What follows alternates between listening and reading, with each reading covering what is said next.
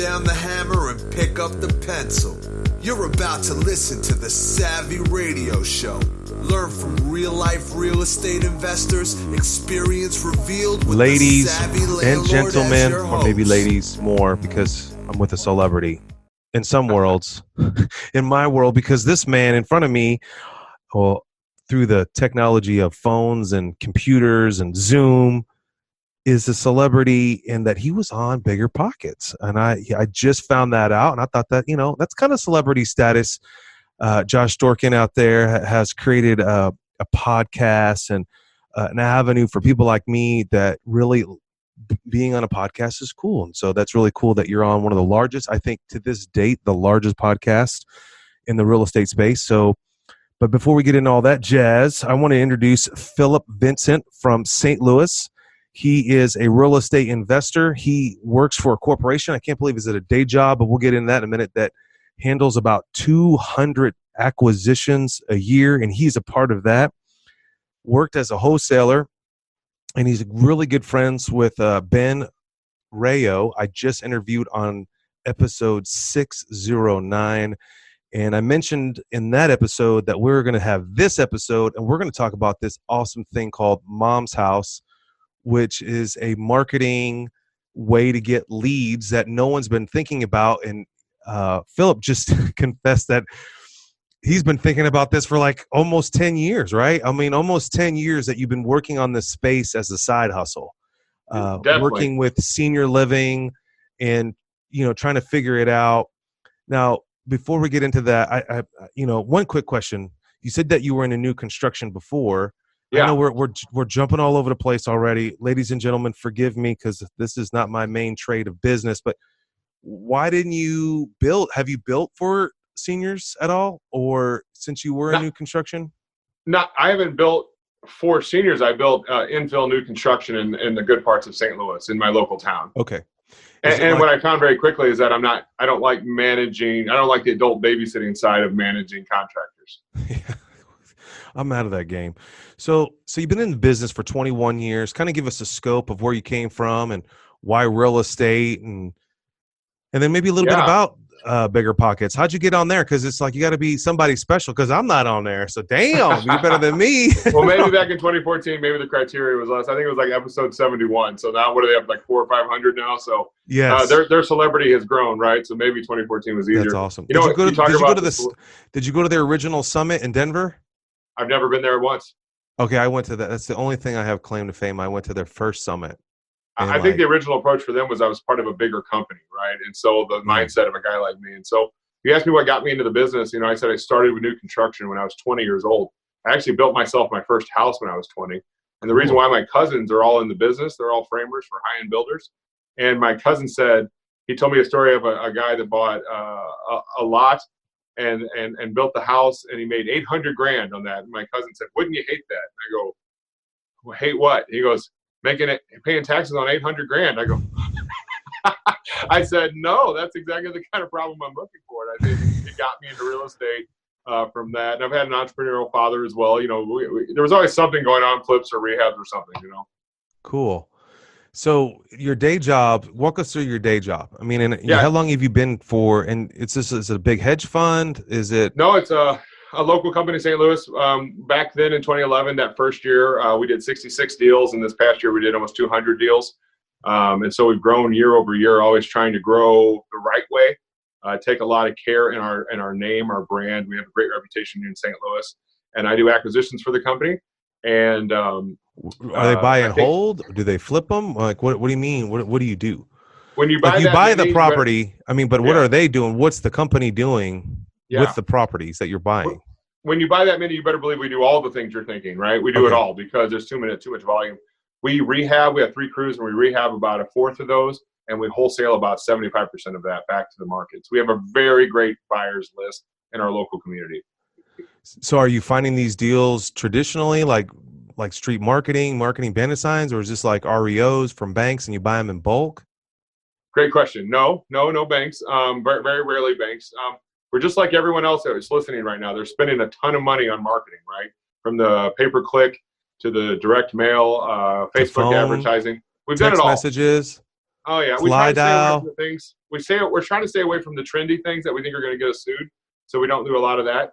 But what we're here today, and what we discovered back in 2011, is we did 66 deals that year, and we were talking about what is the generic, stereotypical story about these 66 clients. What was it about them that was the same? I'm a very curious person. I'm always trying to find the secret that nobody knows, right? I'm like, there's got to be a better way. There, That's right. What's the saying? Always try your best, and you can always do better. That kind of thing. And so we looked or at that entrepreneurial. I mean, you're just an entrepreneur. Like, there's a solution to the what's happening, and why is this happening? Why are these people? So what's the common thread that you found? And back in 2011, we told the story, and I still tell it to this day, Steve. It's Dad died 8 years ago. Mom's been living in the house on her own, been piddling around, doing the best she can. She just fell again, and now the adult children have this decision that the doctor says, "Did you know Mom can't move back home?" And all of a sudden, they're scrambling, going, well, and it's threefold. And number one, clearly, is where does Mom get the best care? Steve, if me and you were brothers, how would we know where to get Mom the best care? We would be like, I have no idea. So I'm in Oklahoma. You're in St. Louis. How do we move her here? Do you move her there? These are decisions that they're coming across every day. Yep. So okay, let's just get started. Hold on. So this is not the company that you're working for. Are you even the company that you're working for today? This is the motive behind where you're getting these deals from. Okay, cool. I just want to clarify that. This is back in 2011. We're having this discussion about where they're coming similarities. from. And I said, so is anyone going out and talking right to the senior living communities? And he's like, no. And I said, well, I'll go do that. You know what I mean? Let me go do that. And so since 2011 is almost 9 years ago, all the bumps and bruises, if you think you're going to walk into a senior living community and put your hand out and make a meaningful relationship, you're just wrong. It's not going to happen that way. They're at work, and their work is like a hospital. It's like you're not going to walk into a surgeon while he's in surgery and try to get to know the doctor, right? It's not the right way to work with these people. And so what I'm doing right now at Mom's house is just showing people what I've done to create the best free. Did I mention free? I haven't even gotten there yet. These are free leads. I'm helping the people in their time of need the most, and they love what I do. I help the senior living community to be more profitable with the leads that walk through their door already. They have a big issue where their client only on average lasts about 850 days in their community before they pass away or move on to higher levels of care. And so you better believe a guy like me who can add 2, 3, 4, 5 months under the front end of that stay because I can close on their house in 10 days is super valuable to the senior living community. So let me get this straight. This is a segment of people that you are kind of assisting, and compared to like what I do is distressed properties, or I go after REOs, or I do probates, right? These are my three. I don't buy it unless it's distressed because I want pennies on the dollar. I go to banks. Okay, so these are segments, right? So this is a totally different segment of a seller that you have accustomed to since 2011, right? So I just want to make sure because it's so fascinating, and you're just so casual. You're just like, well, we asked a few questions. I mean, it's like this massive algorithm going on in your back of your mind. Like, okay, there are 800 something days that they're, I mean, it blows my mind. You're just so casual about it. And so you just slowly develop this way of acquiring opportunities, properties through this need that needs to be solved. And that's what we do as real estate investors, is we solve needs. They don't want to maintain this home. They can't physically, emotionally, financially. And then they come across Philip Vincent. And you're doing this right now currently in your market in St. Louis. And then you just birthed momshouse.com from this whole concept. Okay. Yes. Correct. So that's how that's all. Okay. So I mean, I'm just fascinated by this whole thing. I can't even articulate 1,000 things are going through my mind. So what'd you learn from, because like when Ben introduced me to you, I was like, oh man, how hard is this? Like, what does this guy do? He just walks into the, Grace Living Center and says, anybody want any houses? Here's my business card. No, and like, you guys punked me real fast. like, oh my, this is not how it works. All right. So you've defined, like, how does it work? And is this information, are you willing to share? I mean, can someone duplicate what you're doing? And are you Definitely. offering coaching and mentoring? And why in the world, you're doing this now when you have a successful business that you're working in thus far? That's a great question. And so to answer your question, and my goal to always be pushing myself to do more and do better and help and make more money. We can say that, right? I'm always wanting to make more money. Absolutely. Is that I realized that if I was having such success with us in St. Louis, and these people had this need in St. Louis, that means also people have the same need in your town. Yes. And what drove me to grow was very simply one meeting we were having. Every Tuesday we have our meeting about what we spend money on. And that week it was $7,400 to acquire a pay-per-click lead.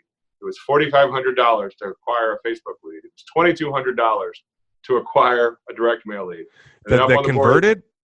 Converted to a cost to acquire, right? Right, okay. And then up there in plain in black and white, Philip Senior Living leads, 0.0. And they're the best leads to work because I'm only looking for two things. I'm looking for motivation. These people have that through the roof, and equity. I would say 9 times out of 10, they have 100% equity, right? Right. Well, I don't know about 100%, but so when they call you, what's your timetable? You call them, you sell them your services of sorts, or do you tell them that you're going to wholesale it, fix it, flip it, or is it a lot of time commitment of, like, because they're in a physical distraught situation emotionally? Like, how does those conversations happen? I'm having it with the adult children. When I say children, these people can be 70 years old sometimes, these children, because they're dealing with a 98-year-old mother. Okay. And so when you say they don't have equity, that people in their 80s, if they were ever going to pay their house off, it's the people in their 80s, right? That's who these clients are. And so what I have found is that they almost always have 100% equity. That was where it makes sense logically. It was where their equity was, right? And so when they come in the guilt of putting mom into senior living, and you realize it's $8,300 a month for mom's new home, even with mom's pension, they almost always need to sell the house to bridge that gap between the new cost of care and the equity out of the house. So this concept of dealing with you individually versus a realtor, how do you deal with that objection? And do they even come up with that objection? And then how are you getting to these people before they get to a realtor? Yeah, great question. I love to compare myself to a realtor. In my 2-day boot camp that I have in my coaching class, we're spending 14 hours on exactly down to the granular level of how to overcome those type of objections. And when you compare me to a realtor does not buy a house. Mm-hmm. They merely tell you what to do to get the house ready for the market. I'll go back to the analogy of me and you are brothers, and mom's an aggressive collector, which is a nice way of saying a hoarder. We know we have 2 months of work just to get the house cleaned out before we can even start the rehab that the realtor asked me to do. Mm. Then with 2 months later, we got it ready. And by the way, this is when everything goes right. 2 months to clean it out, 2 months to rehab it, a month on the market, and a month to close. Our family is now 6 months away from that equity. Mm-hmm. Where when Philip walks in and I say, hey, I think I can sell it for this. I need to buy it at 80 cents on the dollar minus repairs. Here's my offer. You'd be surprised at how many people go, you know what? That's what I want to do. Nobody wants to rehab, Stephen. I bought a hoarder house. I get it. And so so basically it's a presentation that you show. Do you give them, like, this is what it would look like if you went with a realtor, and this is what it would look like if we helped you with this situation? Now, I'm an option.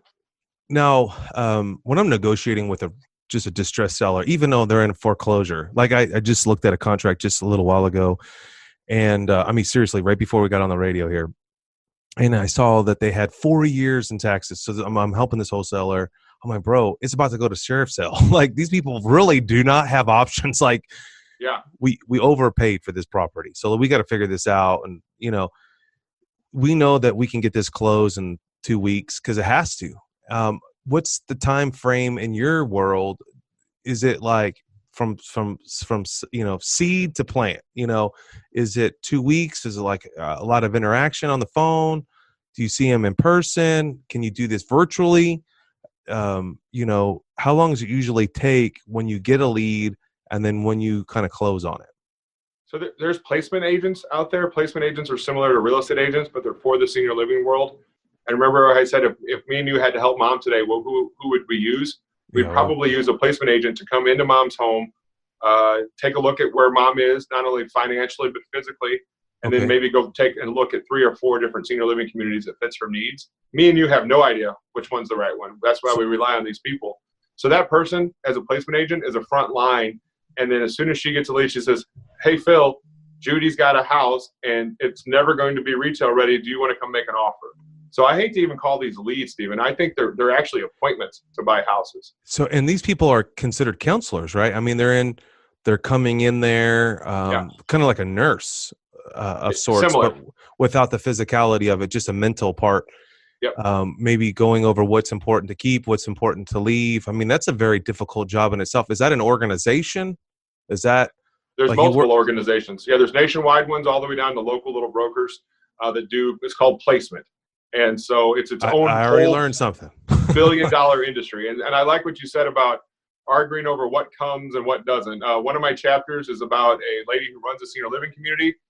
I saw her in her pantsuit one summer day in St. Louis, hot as hell outside, and she was in the house with no air on, been taking boxes down to the dumpster, and this woman who was moving into her community was arguing over her 27 canes that she owned. She owned walking canes. Yeah. And they were arguing that you can't bring 27 canes with you. You're going from a 2,000 square foot house down to a 12 by 12, 144 square foot room. You don't have room for 27 canes. And so remember how I said there's 3 things they're working on. It's mom's care, it's the house, and the stuff. And Stephen, I position myself as that house and the stuff guy. I'm not in the stuff business, but I am a quarterback to help them with their treasures down to trash and make sure that's not a problem. Awesome. Now, how do you dispose of like their personal belongings and stuff? Do you buy them and wholesale them too as well? Or you just let them, is that just the circumstances that you just give them enough time to get them out? Oh, and you didn't answer the question. How long does it take it to get it from the day you meet them or get this lead and then when you close? What's the time frame? 2 weeks, 3 weeks, 4 weeks is so normal. You have to move quickly. Oh, that's the whole point. That's the whole point, is that they want you to buy their house right then. That when they sleep at night, they want to make sure they have money for mom's care. Interesting. You know, I've only been involved maybe 1 or 2 deals that are similar, and it was a very giant house. It was like a 4,000 square foot house, and she tried to sell it on her own, and she overbuilt in that neighborhood, and the houses around it were small, so she was the largest house in the neighborhood, but it was the most outdated house. And I remember getting it under contract for like $260. It was worth like $450. And she tried to sell it for $400, tried to sell it for $350, and eventually I got it for $260. And I think we assigned it. We didn't make a killing. It was so much work and effort because she had all her stuff, and then her parents the kids get involved. Then they start throwing things around, saying, "No, you can't take the grandfather clock." And I was like, "Dude, we made like 5 G's out of this deal, and it consumed a ton of our time." But we did sell it, but it was like a really large sale. That particular house was probably not the norm. Anybody that overbuilds in a neighborhood is always going to have trouble selling it. Right. You know, but dealing with the family dynamic is a lot of what I coach and train on. There's always one that's the most responsible child that burden is put on. Sure. And that person is getting pulled from every direction. Because you know how you said me and you live in different cities? It's the same way with these brothers and sisters. It's almost always on the female daughter that's been taking mom to all the doctor's appointments. Now she's helping with the care. Oh, and now the real estate agent saying we need to rehab this place. Then you got one brother in North Carolina that thinks it's worth $1 million. You got the other brother that thinks mom's not even that sick. Like, the amount of emotions that's going on at this time is one of the most stressful situations in their whole life. Yeah. How do you handle the greed aspect? Great question. I was going to thank you for saying that. The greed is a great analogy. You said you work probates, right? Yes. Okay. Greed and probates get along together, because if mom has passed away, now me and Stephen care about every dollar, because guess what? What's in it for us? It's true, man. People change. I mean, like, mom's out the window now. Yep. Now it's what's in it for us. Now here's the exact opposite with what I'm doing. Cool. When you put mom into senior living, mom hasn't died yet. So whether you get 92 or 84 or 78,000 for the house, it almost doesn't matter, because when all of that money's gone, Medicaid kicks in. Okay. So if me and you are brothers, it doesn't. We just want to take care of. 84 or 92, does it really matter? No. Because you want somebody who's actually going to close on it and do what you said. And we want her to be taken care of. And so that's the most important thing. Yes. Okay. So just aside real estate, helping someone, what is it? How do you get people to reality of the price? Like I just see that all the time that they just Yeah. think it's worth, 150 and it's worth 75 in my world. Yeah. Do you just present comps to them like traditionally? Do you try to talk them off the ledge? Do you let them sit and simmer? How do you got this one person that's on the hook. You got mothers all got, you sold the mom. She's already picking out her color, her picture frames. You got the one sibling that's all in. It's like, I want to get this over with as soon as possible. But then you got the douche that's in another state like California or some like Yep. it's so bizarre where they think it should be worth, 10 times. They don't Yeah. understand St. Louis's numbers or Kansas City or Oklahoma. They don't know that these houses are like 30-40% cheaper because Yeah. of construction. How do you talk them off the ledge, and how do you handle them? I've been dealing with this for 10 years. So I have answers to every one of these. In fact, this is one of my chapters. I'm going to use your analogy, the douche in California, right? Yeah. Let's say there's 3 children and he thinks it's worth $1 million, right? Okay. Have him buy out the other 2 brothers and sisters for $666,000. Savvy. So and you he just will immediately every time change his tune. Oh, well, right? They have opinions and there's so much pressure going on.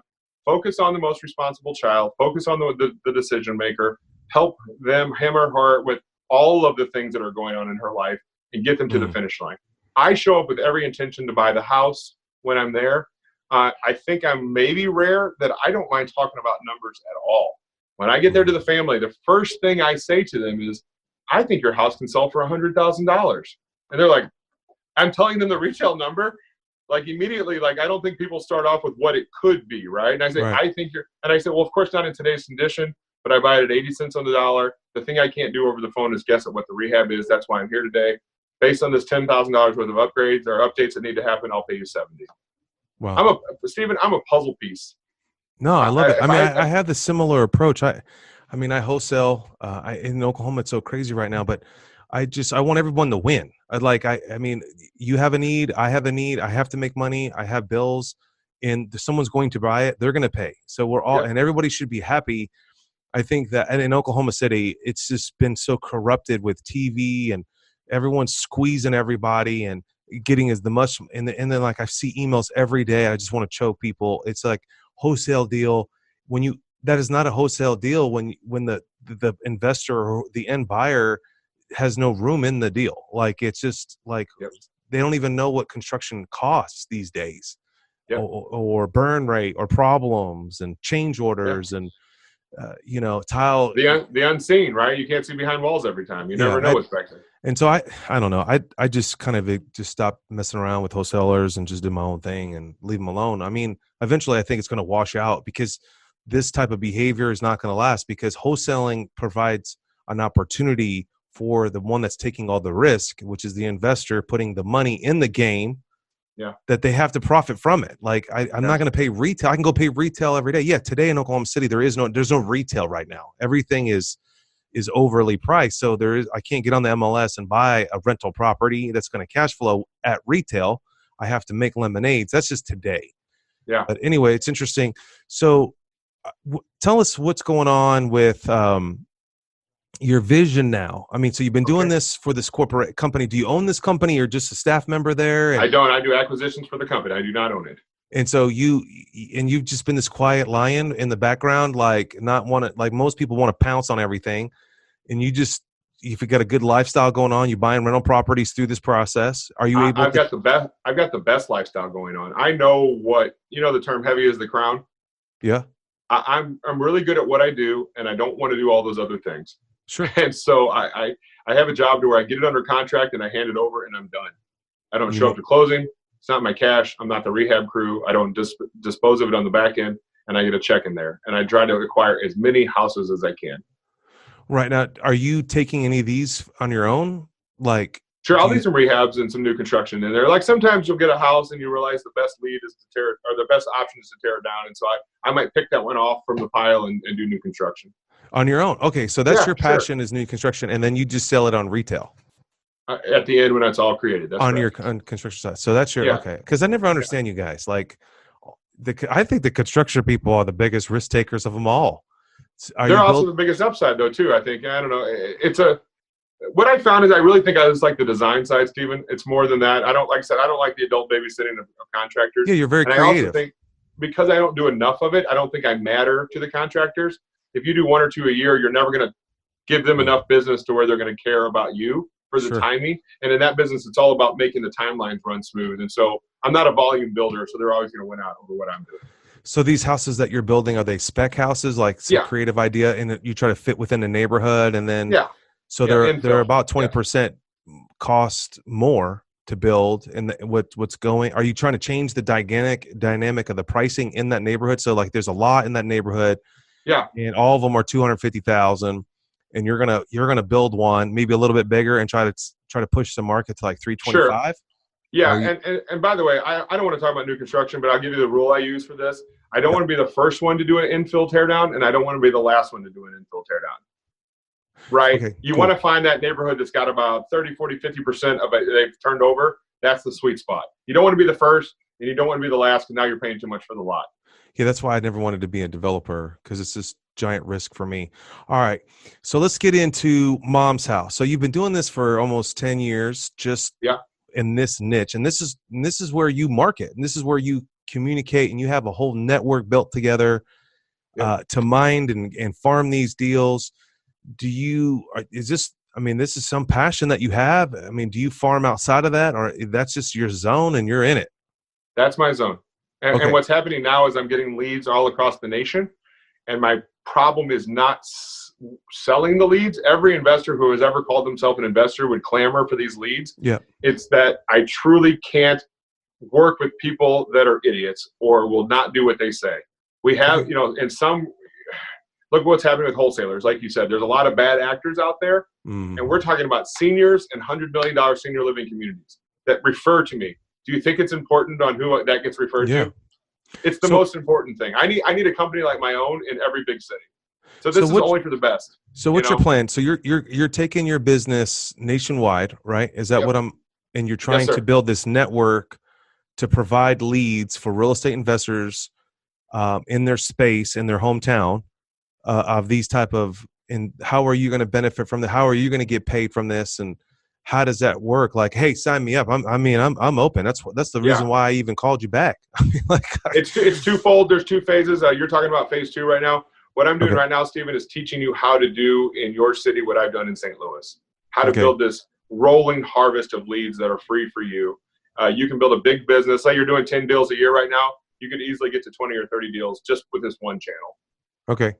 And so how often do you do this, and where does it take place? And once a month we're doing them right now. We just did 10 cities this past weekend that we're certifying. So if you want to go to momshouse.com, fill out the form. Not everyone will qualify, but if you have integrity and I'm not going to teach you how to buy a house, right? That's the last thing I want to do. This is for that person that maybe already knows what it costs to make that phone ring, and I'm going to teach you a way to make that phone ring for free with the best lead that I've ever seen in real estate. That's why I've been keeping it a secret since 2011. What's your goals for this organization for a Mom's House? Like, where do you see it going, or where do you want it to go? Great question. I think I'll need to work with 500 or 600 investors to get down to that 300 that end up doing what we ask. The saying that, I've got the saying, if you give a blueprint to 100 guys, maybe 3 guys will build a house. And so I'm trying to if people can keep qualifying themselves to me that they're the right ones for these leads, those will end up being the buyers. So I need at least one. Some cities like Philadelphia has 6 million people. We might have 3 or 4 investors in those giant cities. But, in St. Louis, I think 1 or 2 per city is all I really need, but they all have to be quality. And so my job is to work with the best of the best. Like I said, if they have integrity and the ability to scale their business with me, that's what I'm looking to talk to. Okay. Well, what else? What advice would you give to a young investor right now? Yeah. I'm still fascinated that you've stayed humble working for someone else as a day job. I mean, some people don't understand being a servant and working and providing a service, and then also thinking on their own at the same time. I think it's a very interesting dichotomy there, that you have this life, your day job, and then you're building this other thing as an entrepreneur on the side. in a lot of it you say is because you just don't want the headaches or the liability purposes. I mean, Yeah. ultimately, is what I gather from just knowing you quickly. But how do you deal with that? And like, how do you tame your entrepreneur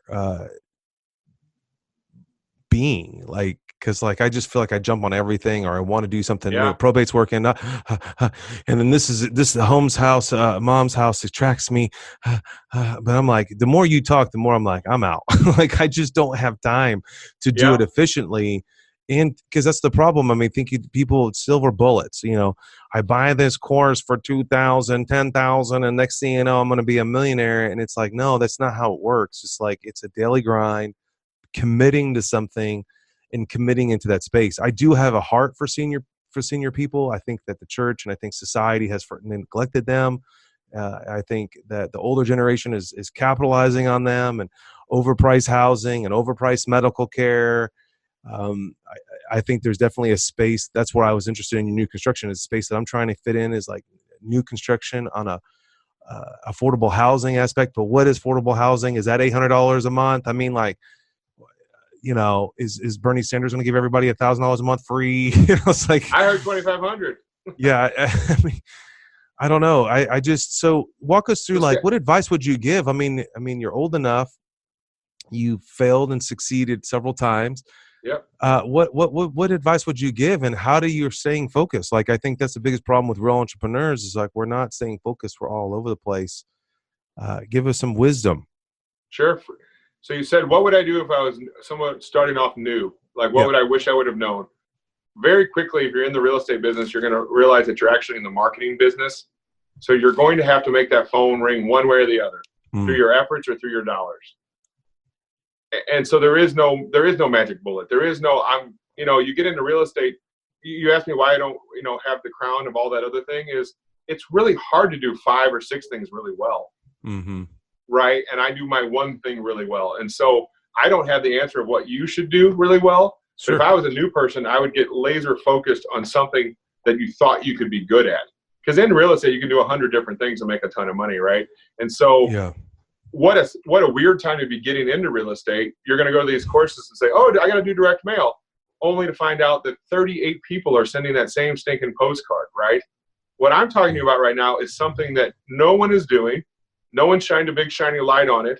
And it's the best leads I've ever had. I've been keeping it a secret for a reason. And it's sustainable. I just got a deal the other day from a lady that I met in 2011. She's a placement agent in 2020. So if you're new in this business, Stephen, I've had one bumper sticker my whole life. You want to know what it said? What? It said, we'll work for hundreds of thousands of dollars. And it just speaks to my mantra. Like, I don't mind working. I just don't want to work on stupid crap. You know what I mean? I want to work on something that's fruitful and it's going to sustain me and build something. If you can devote yourself some time to building these relationships like I teach in my course, you might not have to do any other marketing. And I say that seriously. What's fascinating about you that I could hear in your voice, of course I could see you right now, is you really enjoy, I think, the deal, like closing it and then moving on. And I think that's where the labor intensity of this business is. It just begins when you get it under contract. You got to go here, title company. You got to orchestrate that. You got to get this. You got to get the money. You got to get it lined out. And I think that you finally found. I'm just speaking for you, obviously, but I think you're right on so far. Yeah, I think that you found one really specific thing that gives you the ultimate joy. And you get a piece of it, and it's like, you're the guy above you, or not above you, but your organization may be making $40,000 a transaction. You only made 5,000 or 10,000, whatever your split is, but you loved what you did and you moved on. I think you should have a seminar on that. Now, maybe because I'm 40. Well, let me just say though that I get paid very well. Yeah. And the person that's above me has never treated me like he's been above me once in a decade.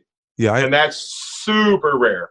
Right. Yeah, I mean, have that. There's a relation. I mean, obviously he knows that you have a skill set. I mean, you can go in there and communicate and build a rapport with this situation and get it under contract without what I see today, which is just driving me crazy. People are getting houses under contract that are false, that are just overly priced, and then going back. Then the seller is spending that money in their mind. I got it for 100. man, I'm going to take this 100. I'm going to buy a car for 20. I'm going to get mom in this place. And then next thing you know, they can't wholesale it. So they have to go back and renegotiate and get it down to 70 and just break this old lady to death. And I just see that happening all the time, you know, and I think that your approach of going in and just being authentic. Look, here's the deal. I'm not about making money, but we've got to make money. That's how I operate. I mean, hey, listen, we're teaching a class. It costs us money. There's time. It's value. We're going to charge a fee. And you know, there's no wool over your eyes. This is what it costs. This is what it takes. And I think that if we take that approach, I think society would be a little bit more advantageous for enjoyment instead of just conniving and trying to squeeze every dollar out. And I think you're lucky, man. I like your attitude, and you know, I don't really know you that well, but I can tell that you're living in a piece of just doing what you're really good at. And now you're getting into the space of coaching and teaching. So tell us more about that. Like, where did that come from? And is that because it's such a hot topic? And you know, why do that now? Why don't just do an apprenticeship? Or do you see, you know, Mom's House on a nationwide? I love the certification thing. Yeah. What's the mastermind or the idea behind that? What you described about that person getting somebody under contract and the deal falling apart is what keeps me up at night. I can't work with that knucklehead. I can't be any part of that knucklehead. We get one reputation, whether they're an extension of Mom's House with their own LLC or not, they're still going to fare badly on me. And so I have never done that to a customer. Sure. I've never done that. I don't even think about it. And some people's whole business practice is to do that at the end. You are not right for Mom's House. Do not fill out the form if that's what you do. Don't even call me, because the certification process is to show you the heartfelt side of who you're dealing with, how you need to deal with them, how you're going to build something sustainable. If you're running your business that other way, you are not right for Mom's House at all. And so my big goal is to have, you know, and by the way, Ben and I, my partner, we could make the most money if I just hired a wholesaler in every single city. We would make the most. But then I'll have 300 employees, and I don't want 300 employees, right? I look at you, Stephen, and everybody I talk to is, you're the expert in your town. I want you to stay the expert in your town. I don't want to learn the nuances. I don't want to know which side of the tracks is good, which side of the tracks is bad.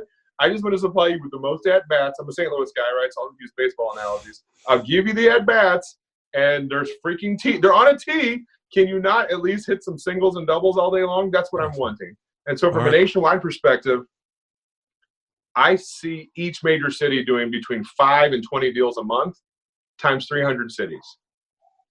So the scale here is, you were talking about a big business.